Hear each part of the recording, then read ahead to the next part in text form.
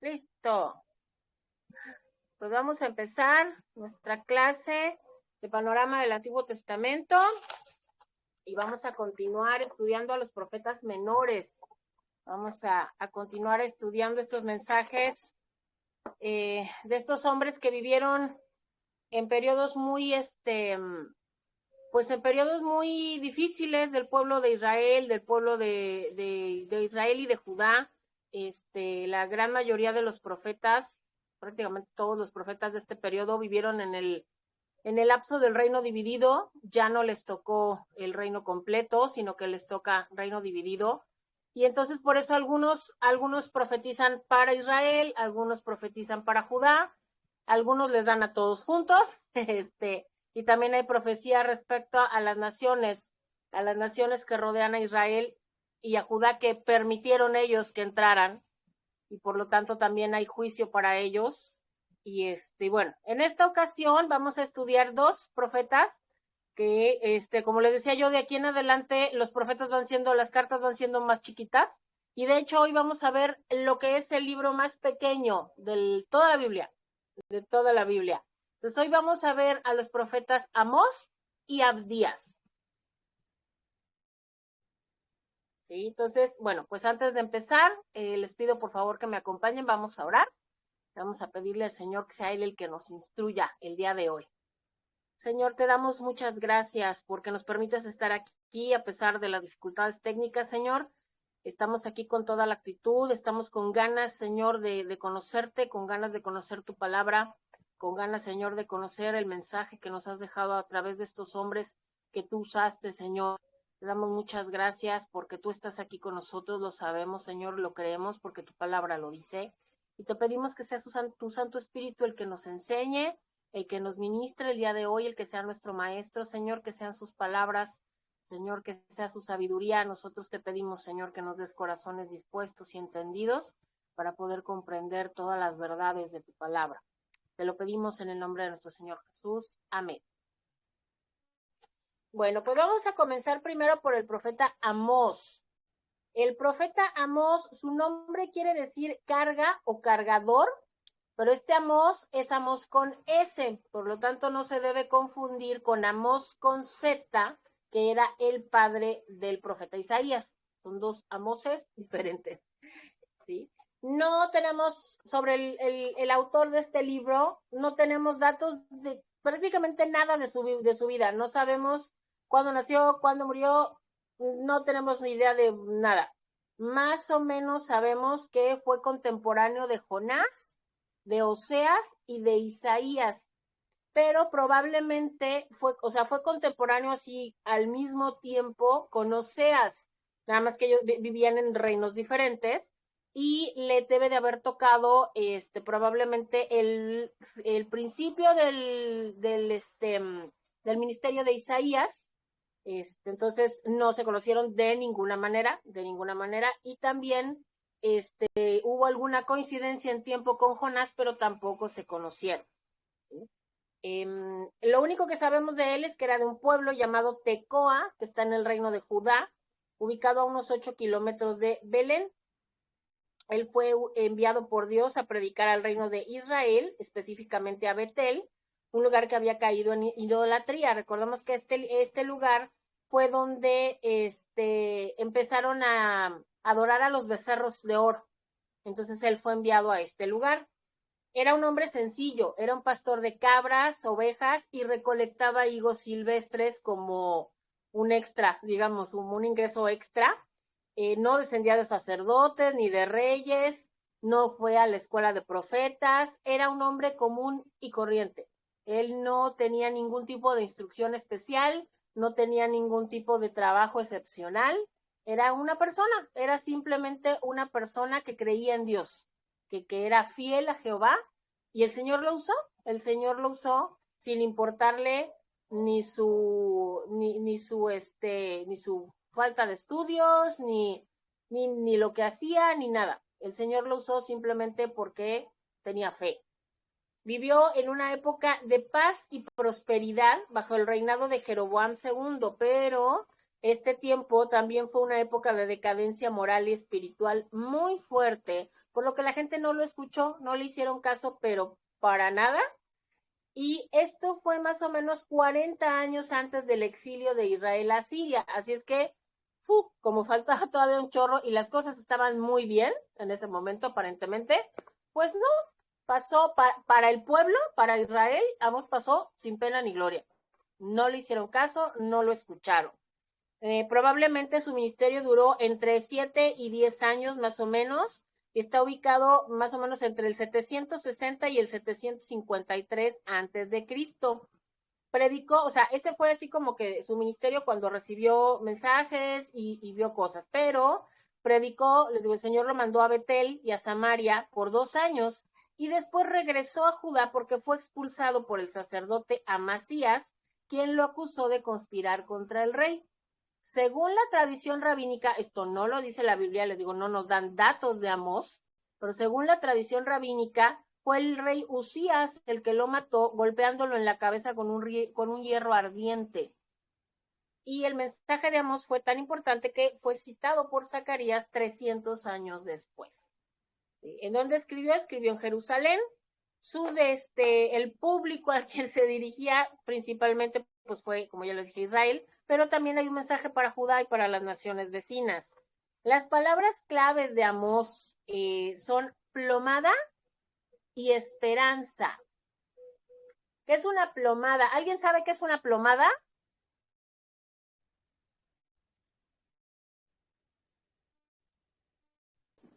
Es para nivelar.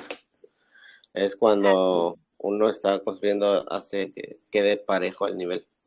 Efectivamente, es un instrumento en la construcción que sirve para saber que las cosas están alineadas, que las cosas están parejas, que no se te está yendo chueco.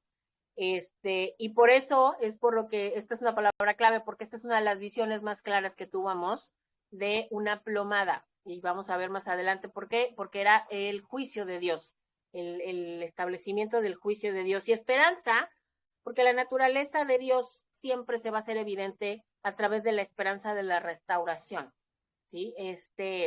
A pesar de que los escenarios puedan ser diferentes en estos profetas, el mensaje en realidad es el mismo. Es un mensaje de arrepentimiento al pueblo porque se ha alejado de Dios, de un juicio inminente y de una restauración de Israel. Y también lo que es en común, el punto en común que tienen todos los profetas, también los profetas menores, es que esa promesa de restauración, todas las promesas de restauración de los profetas se refieren al milenio, ninguna se refiere a un escenario inmediato. ¿Por qué?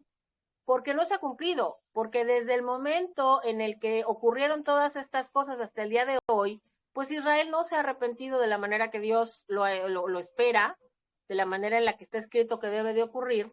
Por lo tanto, y lo hemos visto a lo largo de la historia, no se han cumplido todas estas porciones de las profecías, no se han cumplido por esto mismo. Entonces, eso mismo le pasa a Amós. El mensaje de Amós es que enfatiza los juicios de Dios sobre el pecado de su pueblo y de las naciones de alrededor. ¿Sí?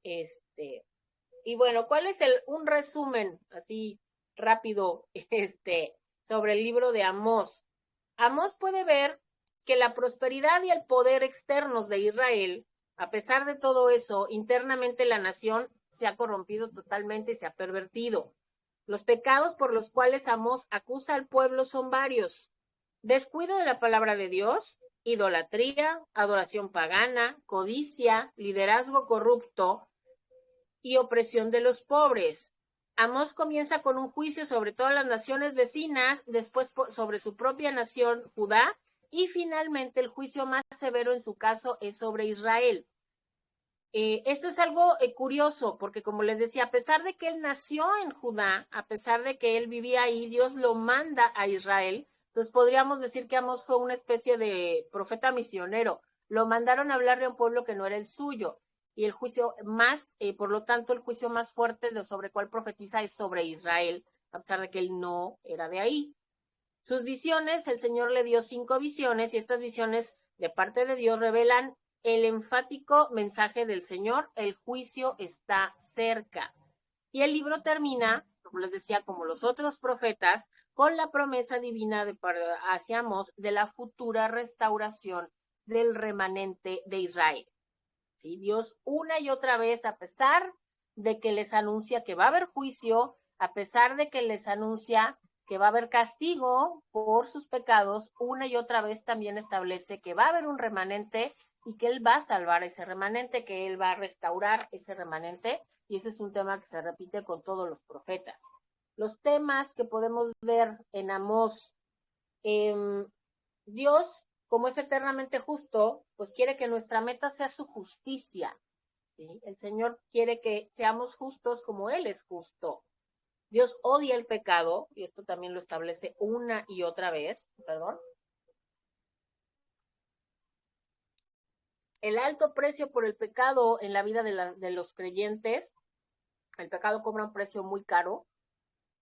Para hacer la obra de Dios, Él a menudo elige a personas que el mundo rechazaría. Digo, y Amós es un ejemplo de lo más claro, porque ya hemos visto en los otros profetas que todos tienen así como que un pedigrí muy alto, ¿no? Los de ahora, hijos de príncipes, hijos de sacerdotes, gente de muy alta alcurnia.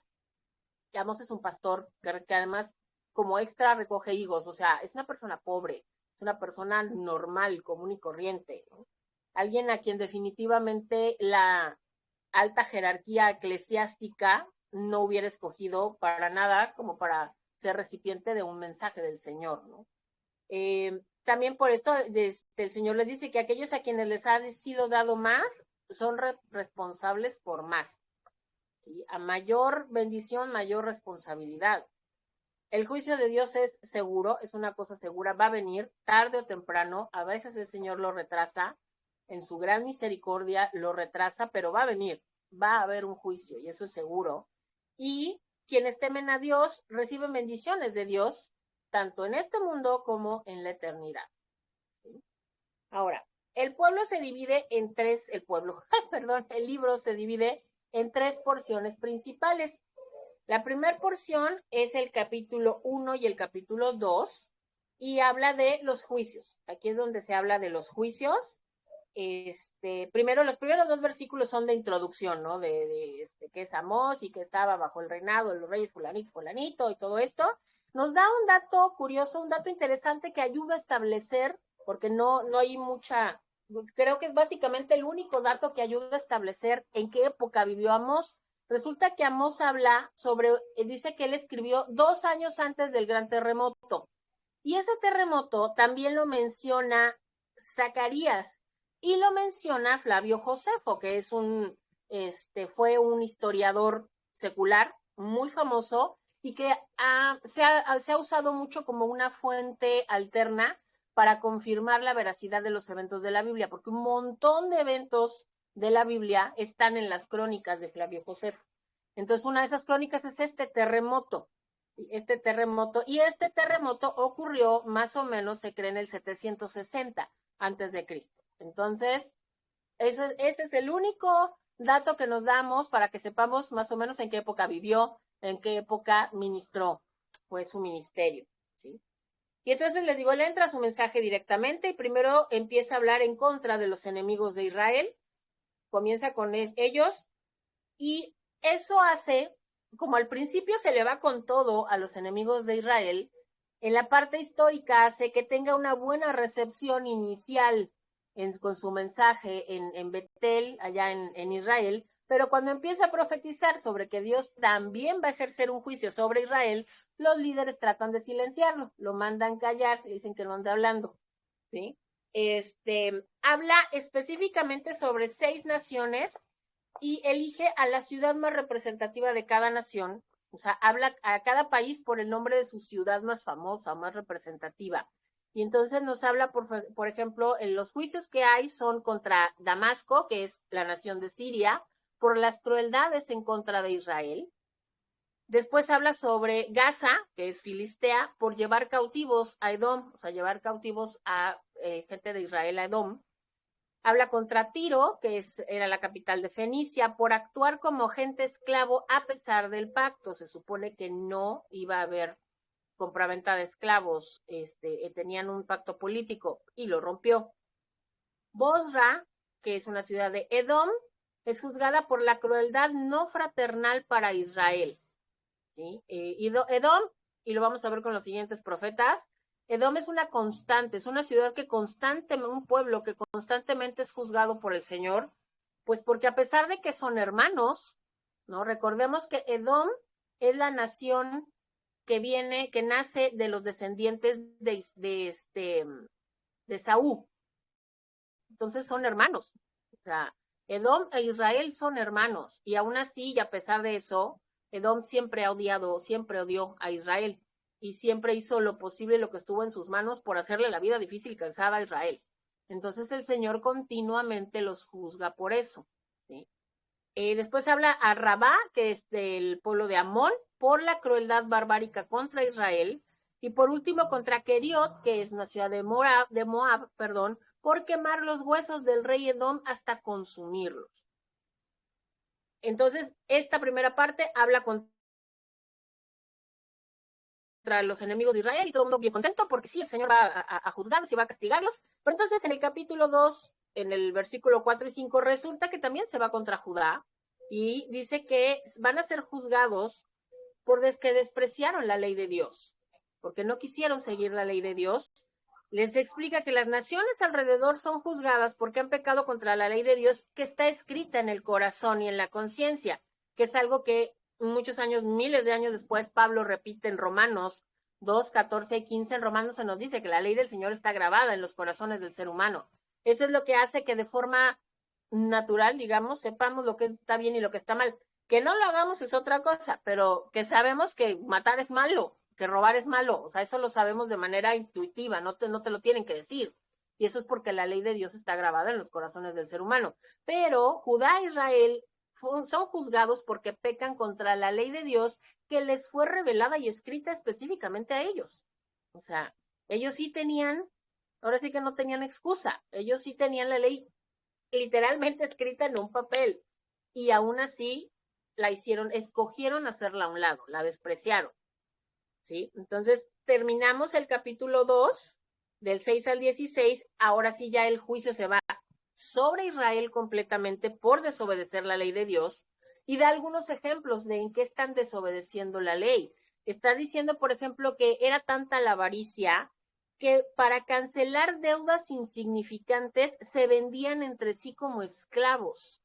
O sea, en lugar de no dar dinero, pero no, o sea, no lo hacían porque no tuvieran dinero, lo hacían porque no querían soltar su dinero. Entonces tenían deudas así, o sea, deudas que no eran importantes y preferían venderse como esclavos por un tiempo antes que pagar, que soltar dinero, ¿no? También dice, por ejemplo, que según la ley, la vestimenta exterior se utilizaba para asegurar préstamos que se devolvían antes de la puesta del sol.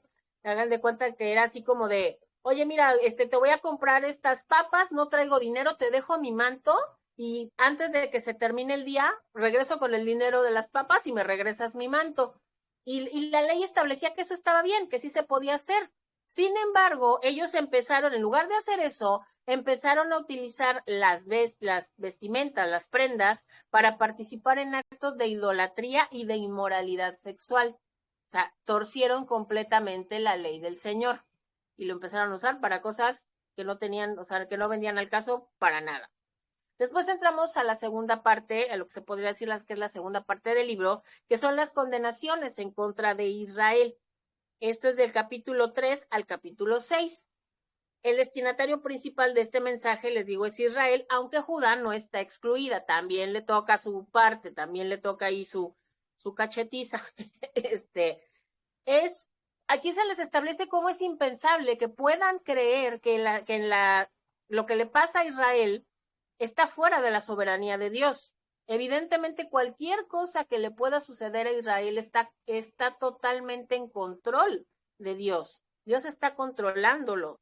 ¿Sí? Y entonces, ¿qué pasa? Que el Señor, por lo mismo, les manda una palabra de juicio, les dice que se arrepientan, que va a haber un juicio inmediato si no lo hacen. El profeta habla y el pueblo, en lugar de escucharlo, de aceptarlo y de temer al Señor, tratan de silenciar al profeta. O sea, ya saben, yo creo que debe haber sido esta clásica actitud de no oigo, no oigo, no oigo, no oigo, no oigo. Bueno, pues así estaban Israel y Judá. ¿sí? Les especifican por cuáles pecados los están juzgando. Entonces, en el capítulo 3 les dicen que es por pecado de irresponsabilidad, precisamente la responsabilidad de haber sido elegidos como el pueblo de Dios conllevaba, o sea, ese privilegio, perdón, conllevaba una responsabilidad muy grande y ellos no hicieron caso de esta responsabilidad. Aceptaron todas las bendiciones, pero no aceptaron la responsabilidad. Así es que cometen pecado de irresponsabilidad. En el capítulo 4 se habla de cómo han caído en pecado de idolatría por los becerros de oro y por aceptar a los dioses extraños, a los dioses de las naciones vecinas. También por el pecado de decadencia moral.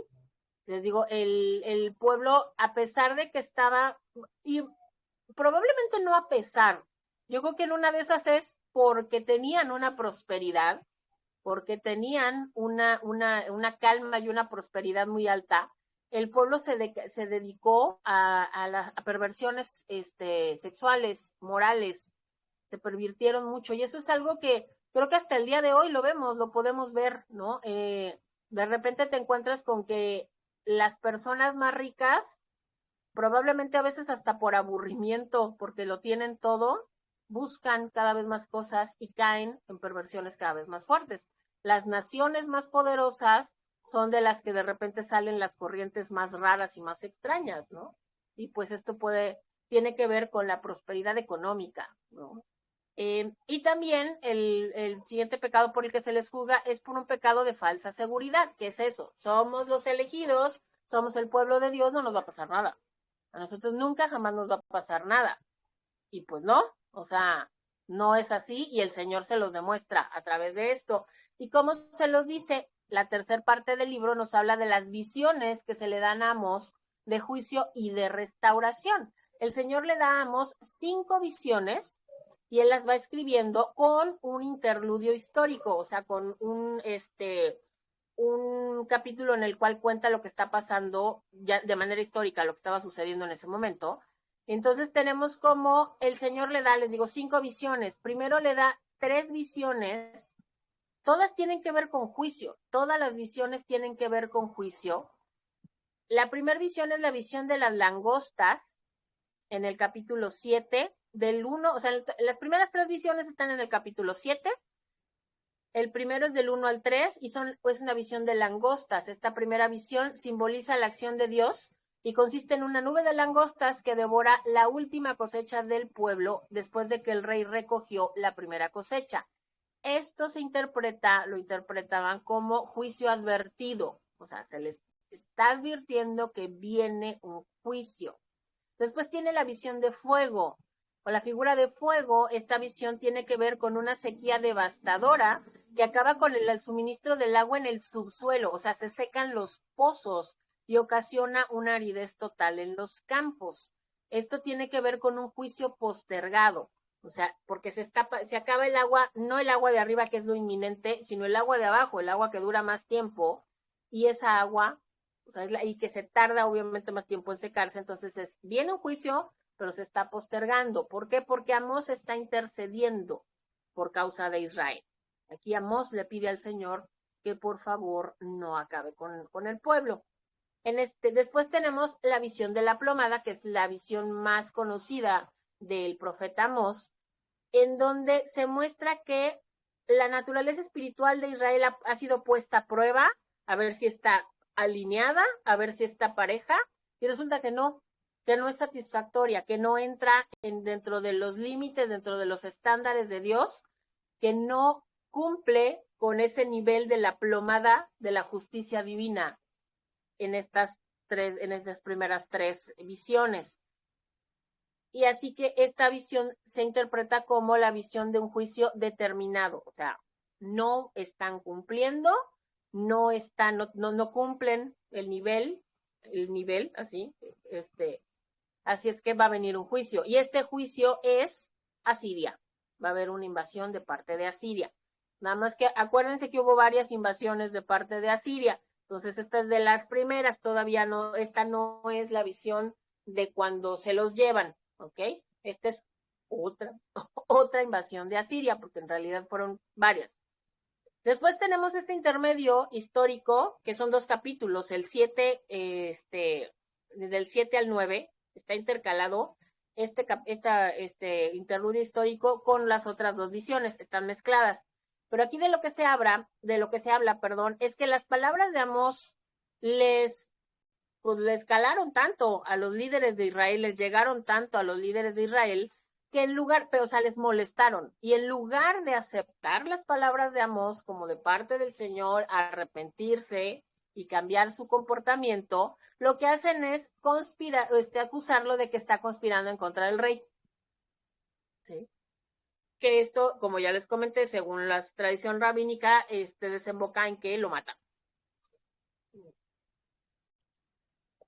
Perdón. Después tenemos la cuarta visión. Esta cuarta visión es la visión de la canasta de frutas. Esta está en el capítulo 8. Y en esta visión se nos dice que así como la fruta madura por completo en el sol veraniego, Israel está lista para recibir su juicio. Así que esta visión es una visión de juicio inminente. Ya viene el juicio de parte del Señor. Y la quinta visión es la visión del altar. En esta visión, el Señor está parado al lado del altar en Betel y manda que el templo sea derribado, de tal modo que cae sobre los adoradores y todos mueren. Esta visión habla del juicio ejecutado. O sea, ya no hay, se les estuvo advirtiendo, no escucharon, entonces ya no hay más oportunidades, se ejecuta el juicio. Y va a ser a través de, y es a través de esta visión, de la visión del altar. Y el libro cierra con la visión de la restauración de Israel, la gloria futura del reino de David, en el capítulo 9, del versículo 11 al 15, se nos habla de las bendiciones del milenio que esperan al remanente fiel, cuando el Mesías reine de manera personal sobre todas las naciones en el trono de Israel, sentado en el trono de David, de tal manera que los judíos nunca más serán arrancados de la tierra que les pertenece por herencia divina. Entonces vemos como el libro de Amós, como los libros anteriores, cierran con la esperanza de la restauración del remanente de Israel. Bueno, hasta aquí respecto al profeta Amós. ¿Hay alguna duda, alguna pregunta, algún comentario sobre Amós? ¿No? ¿Estamos bien? Fíjense que un comentario que leí cuando estaba investigando, un comentario que me gustó mucho, me llamó la atención y se me hizo muy bonito, es que Amós, les decía yo, que es que fue contemporáneo de Oseas, del profeta Oseas, el panadero, el que vimos en la clase pasada. Ellos sí fueron contemporáneos, o sea, vivieron en la misma época. Ellos dos sí vivieron en la misma época. Y entonces, este autor que yo leía decía que ellos están como, o sea, como que hay varios escritores que los tienen como profetas. O sea, es que ellos sí profetizaron al mismo tiempo, en la misma época. Y entonces, más que uno estaba en Judá, y aunque el otro también era de Judá, estaba profetizando en Israel. Pero entonces, Dios muestra 2 aspectos de su forma de ser, de sus características a través de estos profetas, muestra 2 facetas de él, ¿no? Porque dice que mientras que Amós habla de la justicia, apela a la justicia de Dios, habla de que se tiene que cumplir la justicia de Dios, Oseas habla del amor de Dios y de cómo Dios ama a su pueblo. Entonces, para Amós, el pecado consistía en quebrantar la ley de Dios, mientras que para Oseas significaba quebrantar el corazón de Dios. Un profeta, Oseas era un profeta que hablaba del amor. Amós es un profeta que habla de la justicia de Dios. Bueno, pues entonces, ahora vamos a pasar al siguiente profeta, y el siguiente profeta es Abdías. El profeta Abdías, su nombre significa siervo del Señor. Al igual que con Amós, no sabemos nada de Abdías, en términos de su familia, cuántos años vivió, lugar de nacimiento, no sabemos nada de la vida personal de Abdías. La única información identificable es que pertenecía al reino de Judá. Eso es lo único que podemos identificar en el libro. Su profecía se data alrededor del 845, aunque hay un problema. O sea, no se sabe exactamente cuándo escribió Abdías, y ahí les voy por qué. Porque él menciona la invasión de Jerusalén. ¿Sí? El libro de Abdías fue escrito durante una de las invasiones a Jerusalén. El problema es que no sabemos cuál. Entonces, pudiera ser la vez en que la ciudad fue destruida por filisteos y árabes, y entonces estaríamos hablando del 845 al 840 antes de Cristo, o se puede tratar de la segunda invasión de Jerusalén por Babilonia, y entonces la fecha se movería hasta el 586. Así es que, quién sabe, porque el libro no nos da más datos, o sea, solamente habla de invasión, y pues sí, como ya hemos visto varias veces, Israel fue invadida un montón de veces. Entonces no sabemos, no hay otro punto de referencia como para saber exactamente cuándo vivió Abdías y cuándo escribió Abdías. Su libro es el libro más corto de la Biblia porque es un capítulo que tiene 21 versículos y ya. Está más chiquito incluso que la carta de Judas, que también es un capítulo. Es el libro más chiquito. Y una curiosidad, digamos, del profeta Abdías es que no es citado en el Nuevo Testamento. No hay referencias a Abdías en el Nuevo Testamento. La referencia más importante a Abdías se da por el profeta Jeremías. Así es que, bueno, eso nos puede indicar más o menos entonces que Abdías vivió antes que Jeremías, pero es lo único que podemos inferir más o menos. Ahora, según el Talmud, ojo, no la Biblia, según el Talmud, que es uno de los libros sagrados de los judíos, Abdías era descendiente de Elifaz, uno de los amigos de Job, aparentemente. Y hay algunos autores que creen que se trata del mismo Abdías que fue mayordomo del rey Acab. Y se dice que fue elegido para profetizar contra Edom porque él mismo era un edomita convertido al judaísmo. Y si esto es así, entonces nos indicaría que el Señor ha usado gente que no es de su pueblo desde hace miles de años para hablar en su nombre. ¿Sí? Porque entonces Abdías no era judío. Se convirtió, pero no era judío de nacimiento.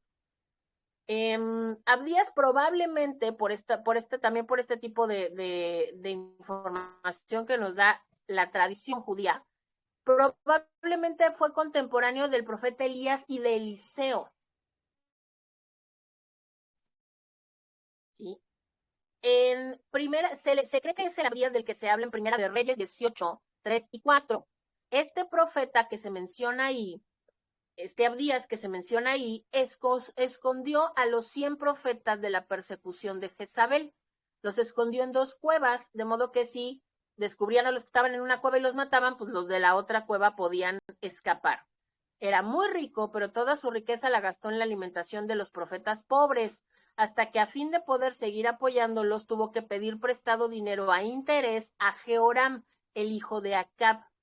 Debido a este incidente, hay algunos autores que piensan, ojo, es una teoría, pero hay algunos autores que piensan que pudo haber sido su viuda la que se menciona en Segundo de Reyes 4, cuyos hijos debían ser tomados para pagar la deuda de su padre y se salvaron gracias a la multiplicación del aceite realizada por Eliseo.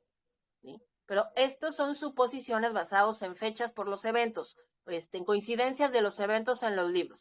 No es 100% seguro que sea el mismo Abdías. ¿Okay? ¿Qué periodo abarca el ministerio de Abdías? No sabemos, porque no hay fechas. Como les digo, el libro no nos da fechas, entonces no sabemos. No tenemos un periodo. Escribió en Judá, pero esta profecía, la característica y la particularidad que tiene la profecía de Abdías es que no es hacia Israel. Nada de su profecía es hacia Israel. Toda su profecía es en contra de Edom. Toda su profecía es hacia los edomitas. Las palabras clave son orgullo y hermano. ¿Sí? La seguridad de los edomitas que vivían en ciudades fortificadas hace que nazca en ellos un orgullo perverso y el trato sus hermanos, como ya vimos con el profeta Amós, sus hermanos son los judíos, son Israel, son sus hermanos, incluye traición y abandono. La única clase de orgullo que es buena y que hará que el hombre trate a su hermano con compasión y amor es el orgullo que uno pone en el Señor. ¿Sí? ¿Cuál es el mensaje que nos da Abdías? Amar a toda la humanidad puede ser fácil, pero tal vez necesitamos ayuda de Dios para amar a nuestro vecino. O sea, el concepto abstracto de amar a la humanidad puede ser que se nos dé fácil, puede ser que tengamos un corazón, por ejemplo, ¿no? Que tengamos un corazón que se duela porque allá afuera hay mucha gente que está sin Cristo, que no lo conoce y que está caminando directo al infierno. Pero cuando ya lo traducimos a una persona en específico, y sobre todo a una persona que conocemos, pues las cosas cambian y a veces no es, seamos honestos, no es tan fácil amar a una persona a la que conoces, ¿no? Y que te ha hecho algo, sobre todo una persona que te ha hecho algo, ¿no? El resumen, si es que se puede decir resumen, porque Abdías está muy chiquito, entonces el resumen de Abdías nos dice esto: el mensaje de Abdías es claro, el reino de Edom será destruido de forma completa, totalmente, no va a quedar nada de Edom. Edom ha sido arrogante, se ha gozado con las calamidades de Israel, y cuando los ejércitos enemigos atacan a Israel, los israelitas le piden ayuda y Edom se niega y encima pelea contra ellos. ¿Sí? Estos pecados de orgullo ya no pueden ser pasados por alto por el Señor. Y una vez más, el libro concluye con una promesa de la liberación de Sión en los últimos días, cuando la tierra será restaurada al pueblo de Dios y Dios reine sobre ellos. ¿Qué temas vemos en Abdías? Si permanecemos fieles a Dios, Él vencerá a nuestro favor. A diferencia de Edom, debemos estar dispuestos a ayudar a otros en tiempos de necesidad. Como un padre amoroso, Dios tal vez deba castigar a sus hijos, y el orgullo es pecado. Las divisiones principales del libro son tres. Primero tenemos el juicio de Dios sobre Edom, que va del versículo 1 al versículo 14. El orgullo de Edom recibe una respuesta contundente de parte del Señor. La calamidad de Edom, aunque fue llevada a cabo por sus enemigos, en realidad fue el juicio de Dios por su orgullo. ¿Sí? Se nos habla de que el castigo de Edom se lleva a cabo a través de otras naciones que atacan a este pueblo conforme al juicio de Dios, y no se van a detener como lo harían los malhechores o los criminales normales que llegan, roban, asaltan y se van. No, sino que no van a descansar hasta terminar con todo. O sea, el Señor les iba a dar una ferocidad extra y no iban a descansar estas naciones hasta destruir completamente a Edom. ¿Por qué crímenes en específico se juzga a Edom en este momento? Uno, porque Edom se quedó parado sin ayudar a Israel e incluso se volvió cómplice de las otras naciones en el momento de necesidad de Israel. Dos, se alegraron del infortunio de Judá. Y tres, saquearon la ciudad y además impidieron el escape de los fugitivos. O sea, no solo no ayudaron, sino que perjudicaron todo lo que pudieron a Israel y a Judá, o sea, a todo el pueblo de Dios. ¿Sí? La segunda parte del libro sería el juicio de Dios sobre las naciones, que son solo 2 versículos, 15 y 16, y nos dice que el juicio histórico de Dios está a punto de caer sobre Edom y es una muestra del juicio posterior sobre todas las naciones que se niegan a someterse a la soberanía de Dios. Y después cerramos el libro, al igual que Amós, con la restauración de Israel por parte de Dios. Cuando esto está en los versículos 17 al 21, habla del milenio otra vez, les recuerdo. Ya sé que soy muy repetitiva, pero para que quede bien claro. Todos los profetas, en este punto, los profetas menores, cada vez que hablan de la restauración de Israel, la restauración del remanente de Israel, se están refiriendo al milenio. Siempre se refieren al milenio. Y aquí se nos dice cómo cuando el Mesías establezca su reino, las fronteras de los reinos de David y Salomón volverán a expandirse para incluir la tierra que fue prometida a Jacob, por medio de la cual se reafirmó la promesa de Dios a Abraham. Esto podría incluir que Lo que nosotros conocemos como Israel ahorita solo es una porción, no es, por eso todavía no se cumple esta profecía, porque no es el territorio que tuvo Israel, el que le dio Dios cuando llegaron a la tierra. Ahora se piensa, esto nos dice que se podría incluir las montañas de Saúl hacia el sur, Filistea, la Gaza, la franja de Gaza, al oeste, al norte, Efraín y Samaria, y al este, Galad. Y todo eso es la tierra que el Señor les prometió y será restaurada en el milenio. Y esto es todo por parte del profeta Abdías.